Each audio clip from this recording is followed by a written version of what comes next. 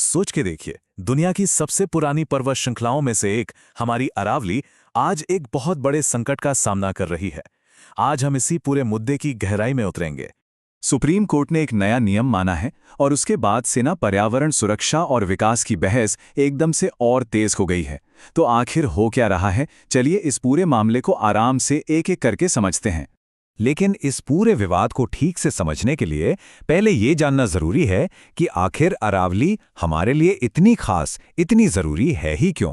देखिए, ये सिर्फ कुछ पहाड़ियों की लाइन नहीं है, ये एक तरह से कुदरती दीवार है जो उत्तरी भारत के लिए फेफड़ों जैसा काम करती है और करोड़ों लोगों की रक्षा करती है। तो आखिर ये 100 मीटर वाला नियम है क्या, जिसने इतना बड़ा बवाल खड़ा कर दिया है? आइए इसे जरा डिटेल में देखते हैं। तो नियम ये कहता है कि किसी भी पहाड़ी को अरावली तभी माना जाएगा जब उसकी ऊंचाई जमीन से कम 100 मीटर हो, और सिर्फ इतना ही नहीं, वो 500 मीटर के दायरे में कम से कम 2 या उससे ज्यादा ऐसी ही पहाड़ियों का हिस्सा होनी चाहिए। मतलब 2 शर्तें हैं, एक ऊंचाई की और दूसरी आसपास और पहाड़ियों के होने की। तो इसका सीधा सा मतलब क्या हुआ? मतलब ये कि कोई भी छोटी पहाड़ी या ढलान जो इन दोनों शर्तों पर खरी नहीं उतरती, उसे अब कानूनी तौर पर अरावली माना ही नहीं जाएगा। सिंपल, उसका जो प्रोटेक्शन था वो खत्म। तो फिर इसमें दिक्कत क्या है? दिक्कत यह है कि इस बदलाव से ऐसी जमीनों पर जहां पहले कुछ नहीं हो सकता था, अब वहां माइनिंग और कंस्ट्रक्शन जैसी चीजों का रास्ता खुल सकता है। और बस यहीं से इस पूरी बहस के 2 अलग-अलग पक्ष सामने आते हैं। और सबसे दिलचस्प बात यही है कि इस नियम के असर को लेकर जो एनवायरमेंटल ग्रुप्स हैं और जो सरकार है, उनके नजरिए में जमीन आसमान का फर्क है। एनवायरमेंटलिस्ट्स के लिए तो ये नियम एक तबाही जैसा है। उनका साफ कहना है कि 90% से ज्यादा अरावली रेंज अपना कानूनी सुरक्षा कवच खो सकती है। उनका मानना है कि छोटी छोटी पहाड़ियां भी इकोसिस्टम के लिए उतनी ही जरूरी हैं, और अब एक बहुत बड़ा हिस्सा खतरे की जद में आ गया है।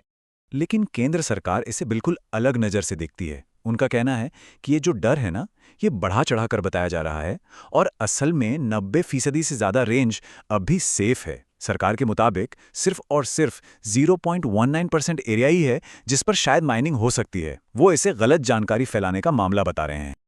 और यही है इस पूरे विवाद की जड़। एक तरफ पर्यावरणविद हैं जिनका दावा है कि 90% रेंज खतरे में है, माइनिंग से सब तबाह हो जाएगा। दूसरी तरफ सरकार है जो कह रही है कि 90% से ज्यादा सेफ है और ये सब बस गलतफहमी फैलाई जा रही है। मतलब एक ही मुद्दे पर 2 बिल्कुल अलग अलग कहानियां। तो अब आगे बढ़ते हैं और देखते हैं कि ये लड़ाई आखिर लड़ी कहां जा रही है, क्योंकि ये मामला अभी खत्म नहीं हुआ है, बिल्कुल नहीं। ये पूरी लड़ाई एक साथ 2 मोर्चों पर चल रही है। एक तरफ है सुप्रीम कोर्ट, जहां इस 100 मीटर वाले नियम को कानूनी तौर पर चैलेंज किया गया है और सुनवाई अभी चल रही है। और दूसरी तरफ है जमीन पर जनता का आंदोलन, #SaveAravali मूवमेंट, जिसमें लोग प्रोटेस्ट कर रहे हैं, प्रदर्शन कर रहे हैं और सोशल मीडिया पे भी एक बड़ी कैंपेन चला रहे हैं। तो चलिए कानूनी दांव-पेच से थोड़ा हटकर सोचते हैं। आखिर इन पहाड़ियों का फ्यूचर हम सब के लिए इतना मायने क्यों रखता है, भले ही हम इनसे बहुत दूर रहते हों? क्योंकि अरावली सिर्फ एक पहाड़ी सिलसिला नहीं है, ये एक तरह से लाइफ सपोर्ट सिस्टम है। एक ऐसे इलाके के लिए जहां पानी की पहले से कमी है, ये जमीन के पानी को रिचार्ज करता है, रेगिस्तान से आने वाली आंधियों को रोकता है। दिल्ली एनसीआर का मौसम, हवा की क्वालिटी, सब इस पर निर्भर करता है। और हजारों तरह के पेड़ पौधों और जीव जंतुओं का तो ये घर है ही। तो दांव पर बहुत कुछ लगा है। अगर अरावली को नुकसान पहुंचता है ना, तो इसका असर बहुत भयानक हो सकता है। पानी की गंभीर समस्या, हवा का और जहरीला होना, यहां तक कि मौसम पर भी इसका सीधा और बहुत बुरा असर पड़ेगा। तो आखिर में सवाल सिर्फ विकास और पर्यावरण के बीच बैलेंस का नहीं रह जाता। असली सवाल यह है कि अरावली का भविष्य क्या होगा, विकास या विनाश। हम अपनी इस बेशकीमती विरासत को बचाने के लिए कौन सा रास्ता चुनते हैं, और इस सवाल का जवाब सिर्फ अरावली का नहीं, बल्कि हम सब का भविष्य तय करेगा।